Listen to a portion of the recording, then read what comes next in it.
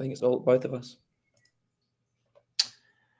Right, and we are hopefully live. I'm waiting to get confirmation that we are live. I think we're live. Hello, everybody, and welcome to Forever Rugby on Forever Sports. It is a Thursday night and international season, which means you know what it means. It is fan forum tonight. And unfortunately, ESCOM has decided that what could have been a four-person panel, even a six-person panel, you never know, will have to be a two-person panel tonight because, unfortunately, load shedding is wreaking havoc on South Africa. However, the good news is we do have contingencies lined up for this weekend, so we will be live on Saturday for hopefully the Ireland versus New Zealand game, hopefully the England versus Australia game, and definitely the Springboks versus Wales game. So we'll be doing a lot of live stuff this weekend, so don't need to worry about that. But yeah, so unfortunately, also will be a bit of a shorter show. These fan forums usually run for sort of an hour, but with loading and changing stuff like that, we're going to have to bring it down a little bit. But I'm not alone. As I said, it is a two-person panel. So we do have Cal, who is hailing from the probably warmer UK these days than usually the cold UK. I think it's about 3 degrees outside where I am. Probably a bit warmer where you are. It's 17 now. It was about 20 today, so nice day. I'll tell you, practically a heat wave rolling in over there. It's been really weird though. Like the weather's been so erratic in the last 2 months. It's meant to be a lot warmer than it is right now, which is strange. But well, I have a 7 o'clock tee off tomorrow on the golf course, and it's forecast to be 0 when I tee off. So I don't know why I'm doing this to myself. Frosty. But yeah, no, look, I mean, it's at least with that sort of temperatures, there's an excuse for when the game doesn't go but well. But yeah, so to everybody watching, jump in the comments. Let me know where you're watching from. We've got a poll that's running. That is, we are asking you, what are your score predictions? We've got 4 options. It's BOKS to win by less than 10, BOKS to win by more than 10, a draw, or a Wales win. There are 14 votes. And currently, there is not much in the way of a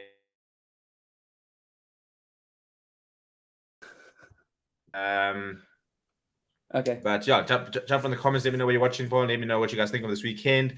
But yeah, basically we've got 2 teams named for Saturday. We will do a couple of score predictions for the other games this weekend as well, and we're going to chat about the main thing will be the title of the video is the BOKS set to make a statement against Wales, and I think there's quite a lot to go into regarding what that statement is. So I see that Chu was here in the comments. I'm not sure if he's still here. Saban Swart, how you doing? Tim van den Berg says, hey Steve, one in the evening, just finished Squidge's video on why Kanya is the best player in the world. And now let's get to the stream. How's it? Yeah, all good. 100% agree that Kanya is the GOAT. Welcome Prashakt and welcome Pete to the stream. And international rugby season. Carl, how are we feeling? I'm glad it's back. I've been bloody bored. Weekends have been boring as hell. Yeah, well, I suppose, as a Sharks fan, I can understand why they've been pretty boring because, you guys only played one more week of rugby than the Lions, so it's been a long off season, and it's not like you had a particularly long Currie Cup campaign. You also the same as us, I mean, the annoying thing is, speaking of it's just like, oh, he's the best player in the world. Yeah, great. Well, it's pity the Sharks aren't fucking following form, are they? But it's funny because so many people were just saying that, with the exception of maybe the Pimpy played quite a few good games, but with the exception of Pimpy, Thomas Latoy, maybe Oxchair, Sia Khaleesi didn't have a particularly good season within the Sharks setup. Lacanya had his moments, but it definitely wasn't the Lacanya we saw in the BOKS. So it's probably quite problematic. He was on loan a bit. He went to Japan for a little bit. Yeah. But it's interesting how players just sort of fit certain systems so much better than others. I mean, a year ago we said the same thing about Khaleesi. People were sitting there saying we shouldn't be starting, shouldn't be playing in the British and Irish Lions series. And then I remember watching that documentary and that tackle that he made, that try-saving tackle, and then the year he had after that was just next level. Probably his best year in a Springbok jersey, coming off the back of a really poor season. I mean, from habit, I'd say it's probably not best to pick players based on the Sharks' form because it never stays true to anything else. It's inconsistent, and I think that's just the team, not the players as singular. And I suppose similar thing with the Stormers, because a lot of people are saying that all these Stormers players have to be drafted into the BOKS setup. At the same time, you talk about systems, same kind of vibes. It's one thing playing brilliantly in a Stormer system, which is very open and lots of freedom, and it's very different, now suddenly having to fit into a Springbok system. So, but yeah, so in terms of South Africa versus Wales, South Africa have named the following side.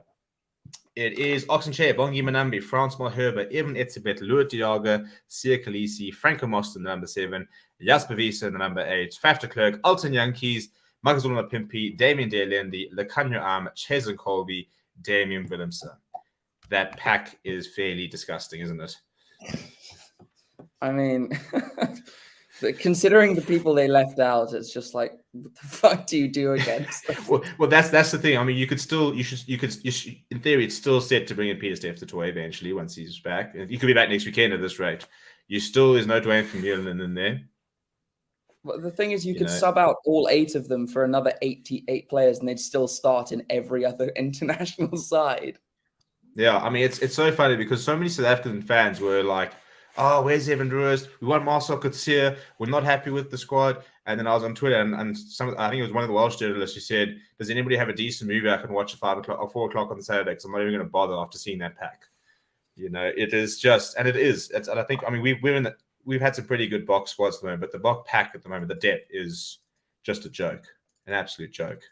I mean, Jake is saying that, the tight 5 of Wales is really inexperienced, but I mean, yes, but also at this point, Wales are in such a shit position that why not give them a go? Just fucking hope something comes out of it, because they are not sitting looking good at the moment. They had a torrid Six Nations.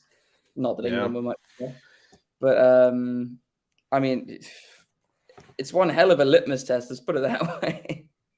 Yeah, I think, look, to be fair, there are a couple of injuries. And for example, there were, I mean, when people was asked today, is Gareth Thomas fully fit? And he said, no, he is, otherwise he wouldn't be starting through. But there have been a couple of injuries for Wales, and you'd like to see a Wyn Jones in there, and stuff. But yeah, I mean, I think it is. And I think somebody was saying, they're talking about Ireland versus New Zealand, and they're saying, you just look at the squad and stuff like that, and if would Ireland fans consider a 2-1 loss against New Zealand as a series a good result? And I think some of the Welsh fans were saying that if they were to win one test, they'd be pretty happy with the tour.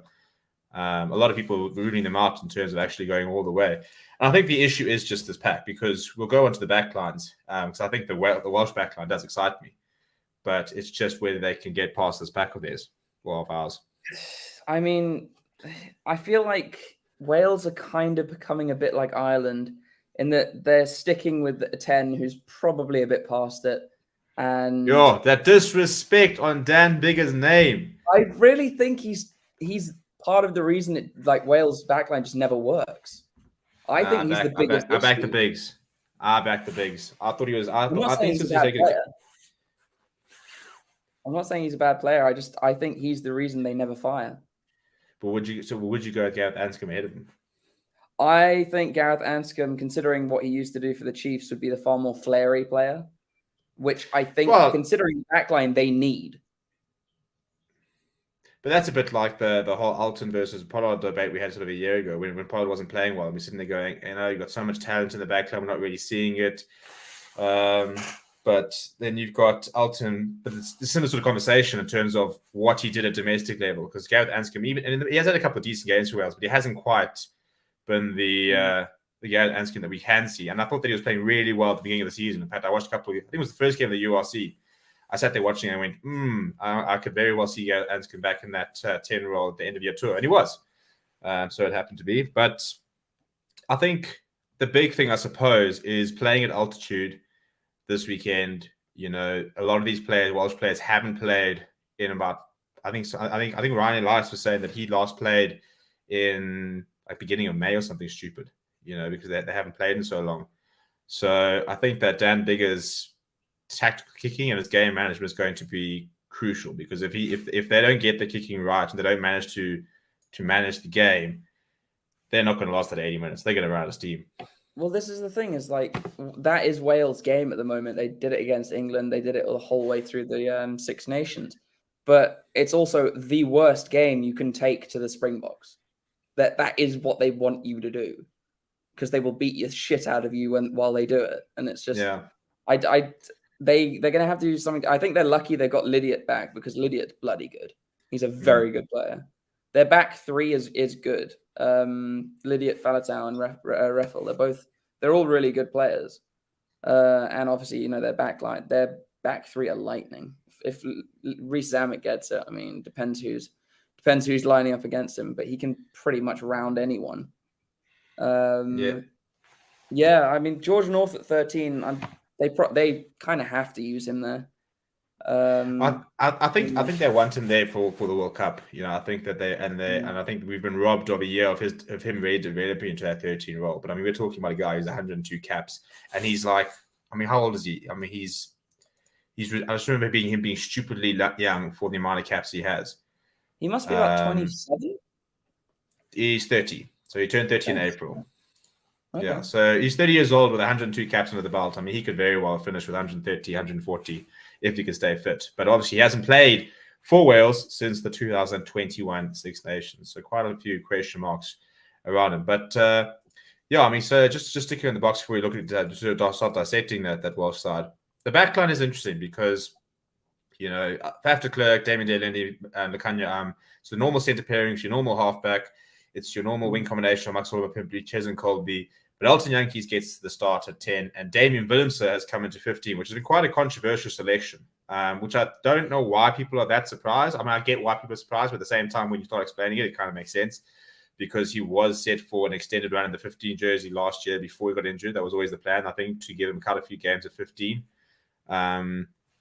because he's not. I think the surprise has come purely from the fact that, oh my God, it's not Villy Leroux.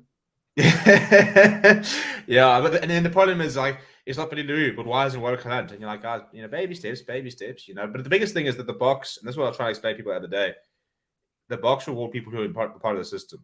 So Damien Willemse has been within that squad the entire year last year. Was supposed to have games at 15, and just because he's had a stormy season at 12 doesn't mean that. I mean, before that he was playing at 15. When he was selected for the BOKS squad originally, he was playing 10, 15. And also, when Warwick Hunt went down earlier this season, he played at 15 and played very well. So, Hunt's been amazing. Yeah, but the Elton Yankees at 10 is interesting because Jacques Nabal did say that Pollard could have played. But Elton's been picked for tactical reasons. I don't know if that's just a case of, trying to say that, well, we're not picking him because we have to pick him, that we do back him. But it's always an interesting dynamic when Elton plays, because he's a very different player to Pollard and offers a very different threat. Well, I mean, Pollard's a difficult one because he's been playing a lot of centre because of what's his name? Garbisi. Who is very unfortunate to be stuck playing for Italy. Yeah, I see his brother's making his debut this weekend, I think. Oh shit. Alessandro. Yeah. I think he's a bit unlucky in there because he could be a world-class fly half if he was in a better international setup. But at least he's at Montpellier, and they're a really good team. Well, maybe with the new international laws, he just needs to find some heritage somewhere. And turns out he's actually got a long-lost cousin from, like, Scotland. Oh, God, don't give the Scots that kind of... Oh, don't give the Scots any kind of hope there. Bloody hell. Yeah, but I think the thing with Alton is that it's interesting because he's always a polarizing figure, and obviously as a Lions fan, I've got a lot of time for him because he did so well for us. But I think that he has, if you were to be very fair to him, he was a very different player when he played for the BOKS last year, because he has sort of reined himself into a certain degree. I don't think he's taking the risks and stuff like that. And I think he's matured quite a lot as a player. But it'll be interesting to sort of see. I mean, the thing is with that pack, you're pretty much guaranteed, and that's what Wayne Peter was saying in the press conference, that we need to stop that pack because the likes of Alton and Faf will hurt them with the sort of style that they play. And I think it was actually Dan Bigger was saying, not Wayne Peter. He was saying that if they get that platform, they can definitely hurt them. And I'm hoping that, and this is what I said, I think the statement, I think we will start to see more ball in hand from the BOKS this year. I think that it will start to develop a little bit more than last year, because we already started seeing it to a certain degree last year in the end of year tour, where they did start using the backline a little bit. The Scots got The worst of it are probably during that end of year tour. But I think as we progress, we will see a bit more of an attractive style of rugby. I mean, I've for a while I've wanted the BOKS to play Colby at fullback, but they just can't afford to now. Yeah, they literally, if you look at, let's say, most likely the sides they're going to play in the World Cup, every single one of them has giant fullbacks, and he'll just lose the aerial battle every time, just not out of skill, but out of size. And that's the one thing that Dave Williams going to have to do very well this week is be good over the high ball, because he knows he's going to get peppered. But I think he's very safe under the high ball, so I think it'll be a nice test for him. But just go to the comments. Thank you very much, Grant. In case anybody see, I have been at the press conferences this week representing the buggers, the fair sports community. It is kind of the whole point of this whole thing, was to take you guys behind the scenes. So glad that you guys enjoy the fact that we are at the press conference, stuff like that, and big ups to you guys for getting us there. But just going through some of the comments before we sort of get back to it. Tim Berg says, and I've lost it, going back up. Where are we at? Tim Berg says, Dan Bigger's not passed it. The BOKS had Bigger. They'd start him every knockout game in 2023. I'll tell you what. I reckon an on-form Bigger, I could see fitting into the BOKS pretty well, actually. Albert says, can't wait to see Colby in action. Villy LaRue going to end up in 10 position later in the game. Interesting. So it's interesting about that. We'll talk about it a little bit now. But Willie Explore says, don't underestimate the Welsh. The BOKS should win this test, but it won't be easy. We haven't played in a while. And when the Welsh put on that red jersey, they become different dragons. Go to Bokker. Grant Swart says, a damn big old South African. He would have won 100 caps 5 years ago. It's exactly the type of 10 BOK coaches like. It's true. Yeah, you're not wrong. And that's why Gatlin liked him. The Welsh will need to contest. I'm surprised Mornay Steyn hasn't been called up at this point. Well, he did retire. So that doesn't mean anything in rugby. Maybe he's going to get called up for the Welsh. Come the World Cup, it's going to be a Stephen Donald thing. He'll kick he'll kick that fucking penalty to win. They're going to run him on in a wheelchair and just say, right, you need 5 steps the rest of your life, and then we can bring you back to SA. Jake says the Welsh need to contest the breakdown aggressively and to neutralise the Springbok lose 3 to have a chance, because the set piece battle is clearly in favour of the Springboks, 100%. Tim Fizz, Tony van Bigger. Not a fan of Willemse at 15. Why don't they rate him at 10 is odd. If we do have a 10 crisis come World Cup, he takes a 10 mantle. For me, it should be Willemse. Tommy's going France staying at 10. Wales. All these things are popping up. Wales back 3 will expose box. The kicking game is inaccurate. I love it. Tommy back all the way. Vic says Colby scored double on Saturday. Thanks so much for the super chat. Yeah, look, I mean, I think that's a name where people maybe aren't sort of paying enough attention to the fact that we actually haven't seen Colby play for quite a while. So it's quite exciting to have him back, because I think that hasn't had the best of domestic seasons in terms. I mean, there was a couple of issues. People were saying that he wasn't playing enough, and he had his injuries issues and stuff like that. So he's had quite a subdued last 9 months, I'd say. But I mean, if you go back a year ago when he scored that try against British and Irish Lions, and we're talking about Colby as one of the best players in the world. So quite cool to see him back, and I think that him versus Josh Adams. Josh Adams is going to be a really cool. I think the back 3 versus back 3 is probably the best matchup for me this weekend. I think that's the most exciting. Well, I think what I've noticed throughout this year so far, watching mostly Josh Adams, but a bit of Reece Zammit, is they're very susceptible to be getting stepped because they're quite big. Zammit's fucking tall, and Colby, I think, can step them quite easily. Liam Williams less so. But I think, and George North is quite, a heavy guy. He gets stepped a bit. So, I mean, I see Colby using his feet a lot more than out and out pace. Yeah. So we'll get to the Welsh squad now, but and then this is the nice thing about being in BOKS, is that once you take off France, Mahova, Bongi, Manami, Knox, and Che, you then put on Malcolm Mark, Stephen Kitsoff, and Vincent Koch. A reminder, as somebody I think said earlier, Trevor Nyakane, Wilco Lowe, Thomas Dutoy, none of them get into the 23 at the moment. I mean, Trevor Nyakane, like whenever he touched was turned to gold last year. Whenever he became loose head, tight head, man could have played 10 last year and he would have been fine. And he's not in the 23 this weekend, and it's still looking at unreal, unfortunately. But then 2 debutants in Salman Murat and Alric Lowe, which will be quite cool. Then the utility player of Kwaka Smith, who's going to cover the entire back 3 as well as wing if he needs to. And then Herschel Yankees, who I think is under quite a lot of pressure, coming off the back of a very inconsistent URC campaign. And then Villy LaRue at 23, who rumor has said that he will not be coming on at 10, that he will be coming on at fullback. So it looks like the plan is either Alton plays a full 80, or if he does go down, that Damien Willemse will run into the 10 channel there. So yeah, so that was quite interesting. But it's a pretty decent bench. I'm very excited to see what Albert Lowe does, because he's very much a Springbok mold loose forward. And I think he fixed the game plan down to a T. Who's that talking about kicking? His kicking for poles is questionable. I'm just like, well, after Marcus Smith kicking for England against the Barbarians, bloody put George Cruz on at fly off for England. Yeah, but Oaks was just taking the piss in that game. I mean, I didn't see the full. I just watched the highlights, and I was like, Oaks, what is this? Like, we're trying to sell the game of rugby, and your Oaks are just here farting around. Like, come down. I mean, the thing is, like, obviously the Barbarians team was unbelievably good. Yeah. Like, they were so good, and England was just that useless. Yeah, England was shite. Well, I see that the usual, Eddie Jones is on the verge of losing his job. Chat is back. I don't think people realize that this guy will be at the World Cup next year. Like, unless this guy drops dead or something, he will be leading England at the World Cup. It's like not even a conversation. England could lose every game from now until the World Cup. He will still be taking them to the World Cup. Well, the thing is, like, against the Barbarians, yes, it's irritating, but it's not a bad time to try something new. The game means nothing. It's a freebie. And like, I was watching, because I mean, I was very much on the bandwagon of, okay, Eddie Jones needs to fuck off now. But watching Squidge Rugby does like a half an hour analysis of why he thinks England are going to win this World Cup. And I'm just watching it. I'm like, shit, this makes too much sense, and it irritates me. But then you're like, don't give me hope. Don't do that to me. No, the thing is, I think stop it. Stop. I like it. I think they'll make the final and then just fuck it up again. I think that'll just happen. I know they're too good not to make at least the semis.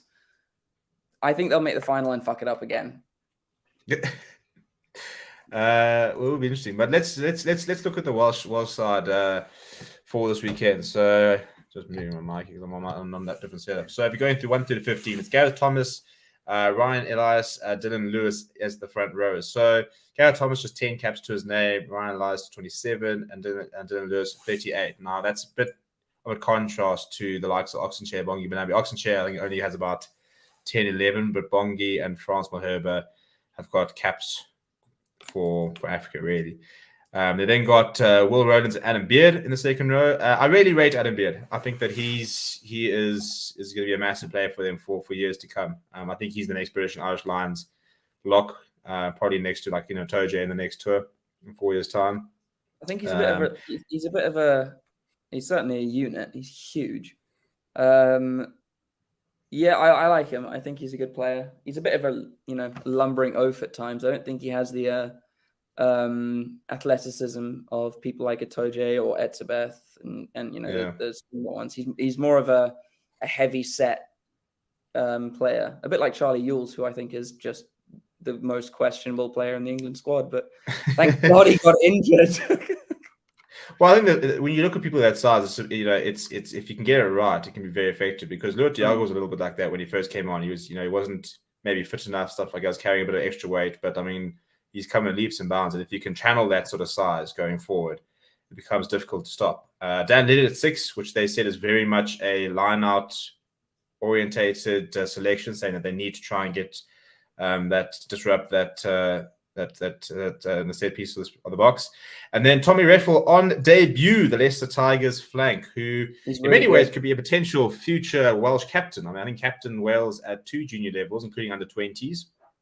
Jasper Wiese had a lot to say about, I think, obviously being teammates, and he said that he's a really good guy, really hard worker, and I think that he said big things to come from him. So probably somebody that we haven't seen a lot of, those who don't watch the Premiership, but yeah, a very exciting player. And then you've got Talapa Falatau with his 89 caps. And yeah, look, I think that he has a good game. It goes a long way towards the Wales being competitive. Well, he's been playing well. I mean, he's been probably one of the only good players for Bath. Yeah, I mean, I've only watched clips of him this in the last couple of months, but I watched a couple and was like the Falatau that we that we sort of come to know. That really good ball in hand, running really good angles aggressively. And I think that that Faletau versus Jasper Wiese are quite different players, but similar players in terms of very good ball carrying skills, maybe sort of different types of ball carrying. But I think, that's just going to be brute force on brute force between Faletau and some of the Alu's forwards, some of the locks and stuff. I think you're going to have to try and keep Jasper Wiese in line, because he's very prone to a couple of cards here and there. Well, I don't know if you read that whole article where apparently the Leicester coach sat him down in January and basically said, if you don't sort this cuck out, you're fired. we cannot. And apparently the box squad also said to him, like, if you don't sort this out, we can't select you. Like, if you keep getting the amount of yellows, we can't select you. And he was asked about it in the press conference. It was yesterday.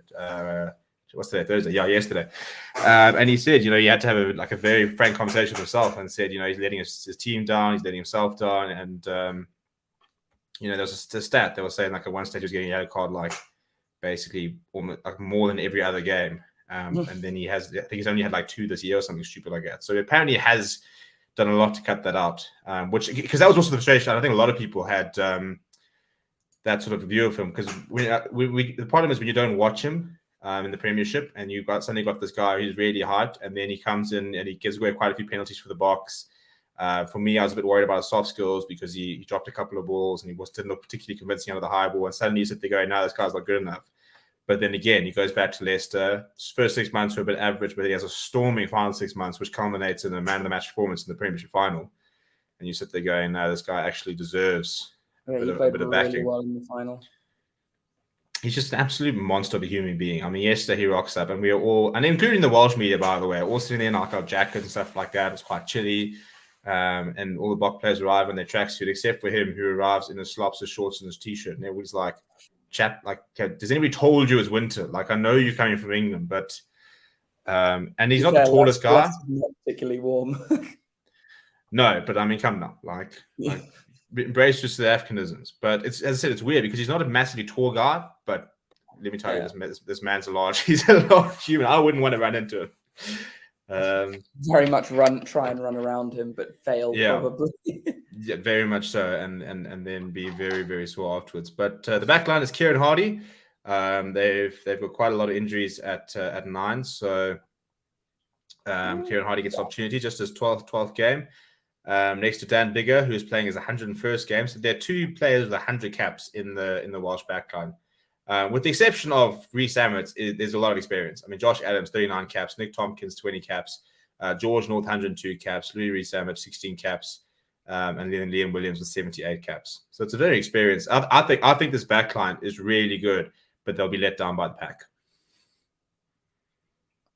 They have a lot of potential, but they've had a lot of similar setups to this before, but they never seem to click on it. It never seems to work for them. And I think, the experiment of Josh Adams at 13 was a fucking failure. God, that was awful. George North is better there. And I think he's obviously not as agile as he used to be. I don't know. It is a good backline. I was surprised that Hardy got picked over Williams. Although Hardy's had a good season. I think the tight 5, not so much the back 3, but the tight 5 are going to get monstered by South Africa, and that will just cause a huge amount of penalties, and therefore it's just going to be a fuck up. Well, for me, you look at the scrums. Frans Moherbert, just as Grant Swartz will attest, does not go backwards. I don't think I've ever seen a movable object. He sits there going, chap, like, it doesn't matter what you do. Like, you're not moving, and Oxen Chair has been destroying tight heads all year. His scrummages is coming in leaps and bounds. So I think that the scrum battle, should be pretty one-sided. And then the line-outs, when you've got Luat Diaga, Eben Etzebeth, and Franco Mostert as your line-out options, with Bongi Benambi putting it in, I know that Duel's going to try and disrupt, but I think you're pretty settled, because Franco Mostert's line of work is second to none, and Bongi Benambi's become such a solid line-out. So I think the biggest issue is that they're going to struggle to disrupt the Springbok set piece. I think Will Rowlands might give it a try. I mean, Beard's not. He's a bit too heavy to be a jumper, but I know Will Rowlands has got quite a good line-out stat. But yeah, I don't see it being enough. Yeah, and I think that I'm keen to see how Nick Tompkins goes. I think that he's a player who's played quite well recently, had quite a good season. He's always good obviously, for Saracens. He's always so good for yeah. them. So the question is once again, can they translate that sort of form into your international set? Yeah. And I think that the centre battle should be quite cool because George North handed to Cass Lekanya who's just when he puts it on a Springbok shirt makes rugby look incredibly easy. And then Nick Tompkins coming off a decent season up against Damien Jalendi, who's had a pretty solid season and was very good last year. So the backline matchups excite me far more so than the forward back does. But then off the bench, we've got Dewey Lake, Reece Kerr, Thomas Francis, Ellerman Jones. 150 caps. I still look at that and think it's unbelievable. Josh Navidi, who's one of my favourite players from Wales, Thomas Williams, Gareth Anscombe, and then Owen Watkin. It's not a bad bench. Did you know Navidi is? I'm pretty sure he's an Israeli. He's like everyone thinks he's a Kiwi because of his dreadlocks, but I think he's an Israeli or Palestinian. One of the two, but don't want to confuse which one. But yeah, but it's like careful. I don't know which one, but I thought that was quite interesting. Like he's Iranian. There it is. So his father's Iranian. Oh right, yes. Okay, so he's Iranian. And the reason people think that he's from New Zealand is because he grew up in New Zealand. Well, he was spent time in New Zealand whilst he was growing up. Okay. Yes, so that's where the New Zealandings come. But yes, from an Iranian father. Okay. You learn something new every day. But I mean, it's quite interesting. I mean, Ellerman Jones off the bench is an interesting pick for me, and for two reasons. First of all, it's not a role that he does. You don't put Ellerman Jones on the bench. But I also think that he's not the type of player that can have much of an impact off the bench. I say the same thing about Franco Mostert. I think he's a player who plays as well in the first minute as he does in the 80th minute. So there's no point, but he doesn't have necessarily that impact coming off the bench. So you're better off playing Franco Mostert from the beginning for 80 minutes than you are bringing him on the bench. And I think Ellerman Jones is similar in that. Look, I think having the experience later on in the games, but it's a very different role for him to be coming off the bench because I mean, look at the British and Irish Lions, came straight into the tour, started, all the test stuff like that. I don't think he should have, but yeah. I think they're putting him on the bench, honestly, because they're trying to phase him out. Well, it's interesting because that's the whole thing, does he make the World Cup next year? I mean, he will because they don't really have a choice. Yeah, and he will because he's like his body's mechanical, and he'll just keep playing until somebody eventually says to him like just stop. Just throw him in some ice water and he'll be all right. Yeah, but I mean, somebody. I mean, I haven't read it, but somebody said if you read his book, you'll understand why he keeps playing because apparently, like, he's just obsessed with this game, and like it's not like it's got anything to prove. He just loves playing, and so they said they reckon because they said apparently the person who said that said they had a similar kind of opinion. I was saying, why does he keep playing? And apparently, if you read the book, it's quite a big insight into why he just continues going. But I mean, 150 caps is mental. He could be. I mean, if he plays these 3 tests and plays the end of the year, he could be 160 caps next year, which is a bit childish. But yeah, which of those players do you think can have the biggest impact coming off the bench of the Welsh replacements? Looking who they will come on for, probably Anscombe, to be honest. Because the thing is, Anscombe's there because he can cover literally every position.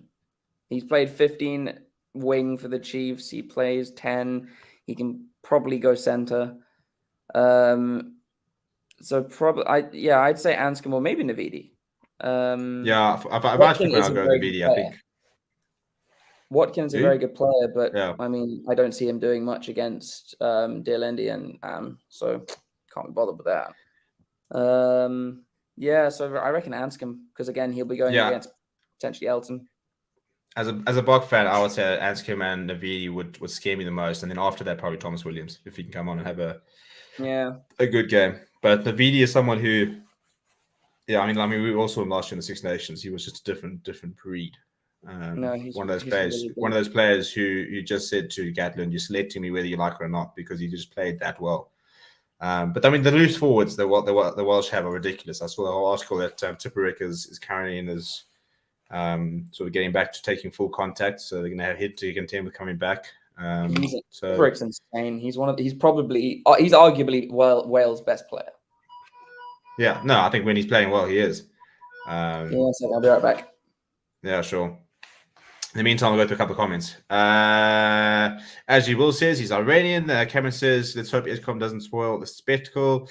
Vic said, let's hope we win the first two tests so that we can get some rotation on the third one. So in terms of the ESCOM thing, so I saw that the Loftus management have confirmed that the entire thing on Saturday will be done purely on generators. They're not looking at any grid power because they know that shit's going to be turned off. So but I'll let you know. Well, yeah, providing the providing they bought enough diesel this weekend, which is expensive in itself. In theory, we should be fine. But it's fine. We're going to start wrapping up soon anyway. So Connell says, what would it mean to you if Wales come close to winning or even came away with a win this weekend? A lot of BOKS fans underestimating Wales. I would actually disagree. I would say a lot of the Welsh media, not Welsh media, there is a lot of the South African media, and again, I think it's the more prominent, controversial South African media who are, Carl's is doing a cooking show over there, who are maybe underestimating Wales. I've personally, definitely on this channel, everybody's been very much saying that whilst the BOKS are expected to win, they should win. It's definitely not going to be a walkover game because they are a side which match the Springboks up quite well, and they've had very good games against the BOKS. So I certainly wouldn't say I'm underestimating. I wouldn't say that I'm expecting a 20+ win. I think that we should win, but I don't think it's going to be easy. At all. Albert says, "Welcome to Kubas Renok. He's probably the best come after Faf. He's currently injured. He is in camp at the moment, as is Archie Sneyman, because I walked past him and sort of waited his video. Yeah, so he's recovering in camp. Will the Wales front row be able to handle the BOKS second front row? No one can. Yeah, literally. Matthew Dixon, he was funny sounding European. Well. Yeah, I mean, the accent is a bit strange, I mean, it's just a bit of everything. It's a bit of a fuck up, isn't it? We'll call you a global citizen. And then, yes, Tian Van Berg, you're definitely spot on with exactly what I'm talking about. But, yeah, we're going to start wrapping up. So let's just do score predictions for all the games this weekend. Right. Okay. Hang on. I can't remember what they are. Are we doing all of the games or like the important? Well, should we do the top 4 games? Unless you want to count France versus Japan as well. There on. To be fair, yeah. I mean, but also Tonga, Fiji. That I don't even know how to guess what that will be. But yeah. I'm 100% sure Tonga will now go and win this game. How could they not? Well, to make it easy, we'll get at least a hat trick. I mean, it's almost probably, and that pissed me off so much. Let's do New Zealand, Ireland, Australia, England, Springboks, Wales, and then Argentina, Scotland. So New Zealand, Ireland. What's your prediction? I think it will be close, certainly closer than Ireland versus the Maori All Blacks. But I see. Okay, I see. Will Jordan not starting. He's not even in this squad. That changes things. But Leicester find Ganuka on the wing. I'm gonna say 36-12. 36-12 to Ireland. All Blacks. Okay. All Blacks are gonna walk. Thanks for clarifying. Yeah, I think that Ireland will play well. I think if there's a test that Ireland will win, I think it'll be next weekend. I don't know why. I mean, Ireland team is class. No, it is good, and it's quite cool to see the likes of like a Jamison Gibson Park and like Bundy Aki yesterday captaining them against the Irish All Blacks. So there's quite a lot of All Black heritage within the Irish squad, almost as much as there is in the New Zealand squad, but we won't go there. So yeah, I think I'd probably go with New Zealand by probably 15-20. Australia versus England. Can you guys get the job done under? Right, hang on. Let me check out the. That's a good Aussie team. Oh fuck, Quade Cooper's playing. Oh shit. Okay, Farrell's back at 12, and as much as I don't like him, I think that's just going to be enough for England to win. Because Marcus Smith with Farrell at 12, they work unbelievably well together, and they've only played one game. 23-19 to England. 23-19 to England. I reckon Australia wins this weekend. I mean, thing is, my head thinks that, but only because of the Barbarians game, which wasn't England anyway. So, nah. Yeah, I'm going. I think it's the weekend of the home sides. So I'm going Australia to. I think it'll be close. I'm going to go Australia by 7. It's not that close. Thing is that their locks are just their locks are not very experienced compared to England. I mean, England's got a Tojo, I think. Hey, dude, when Quade Cooper's playing, anything can happen. Yeah. The Quade effect. Okay, Springboks versus Wales.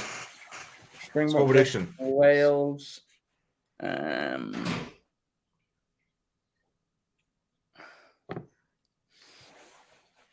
I don't even see Wales scoring a try. 29-7 maybe. Like 29-7. I think it's just going to be quite easy for South Africa. They'll grind out a win. I don't think they'll make it pretty for themselves, but they'll win. Yeah, I'm not brave enough to start throwing out actual score, but I reckon that will be BOKS by 15 is what I reckon. I think there'll be a certain amount of rust involved. So yeah, I think that it'll take a while for them to get going. And then Argentina versus Scotland. Argentina didn't do well last weekend, if I remember. I think they won, but they didn't convincingly beat. I think it was like a tier 3 side or something. Who did they play? Oh no, sorry, that was Italy. No, Argentina will win. Maybe Scotland don't like scoring tries much anymore, so probably 24-20 for Argentina. Yeah, I reckon Argentina at home are a different breed. I'll go Argentina by 10. So yeah, I think they'll be quite. I think they'll probably, knowing Argentina, they'll probably be quite good and then concede a couple of stupid tries because they have it in them and their discipline's shit. So they'll probably get a couple of cards. But I think Argentina at home are just a different animal to contend with. But we've now put them out there so we can revisit them in a week. But Carl, thank you very much for jumping on. Lucky to have the fan forums back. Hopefully we'll have a bit of a bigger panel next week. Because we want to try and get back to that 4 panel and stuff like that. So next week Thursday we'll have the fan forum once again. Everybody that has been watching, thank you very much for joining us. Make sure you do subscribe on the way out on the journey to 13,000 subscribers. We had 12,000 yesterday, Tuesday, the last couple of days. So thank you very much for that. Now we're going to push for 13,000 on the road to the big 20K. Hopefully in the next year. That's the plan. So make sure you're part of the journey. Apart from that, please do smash a like on the video as you go out. We'll be live tomorrow again, potentially in the evening for a little bit of a pre-match chat. We'll have I'm hoping it's going to be the Zwandile Stick and Sia Khaleesi show tomorrow at the Final Block press conference, which is always a lot of fun. So check out that. There's a nice press conference out from Dan Digger. Speaks very, very well. And talks about the fact that he says it's good to be nervous, but says that there's no fear about playing against the BOKS, which is quite cool. And then there'll be. I'd be fucking scared. Hey, but to be fair, you can't come on and be like, we're terrified of these guys. But I would be terrified of them, to be fair. But thanks guys, and we'll see you guys all very soon. Until next time, cheers. Cheers.